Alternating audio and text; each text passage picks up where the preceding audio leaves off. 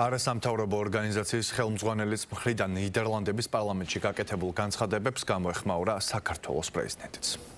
ეს არ არის ახალი ჩვენი საზოგადოებისთვის, ჩვენთვის, მით უმეტეს, რომ განსაკუთრებით უკრაინაში დაწყებული საომარი ვითარების შემდეგ კიდევ უფრო მეტად კაფიოდ გამოიკვეთა ამ ძალების არსებობა, აღარ დამალეს და პირდაპირ ზეწოლა ხორციელდებოდა ჩვენს ხელისუფლებაზე, რა თქმა უნდა, გარედან და აქ არასამთავრობო და რადიკალური ოპოზიციის საშუალებით და ხედავდით, ხო, არაერთხელ დაისვა ეს კითხვა, თუ რა სითხოვდნენ ომის პირველ დღეებში საქართველოს ხელისუფლებისგან.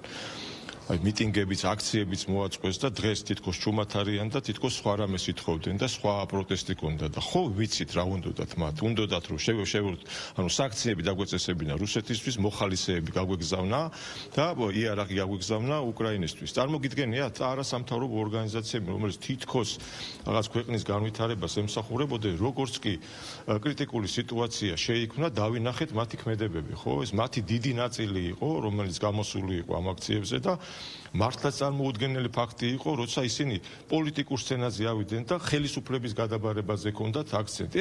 ეს ყველაფერი ხო არ დაავიწყდა ჩვენ საზოგადოებას, ეს იგივე ხალხი არის.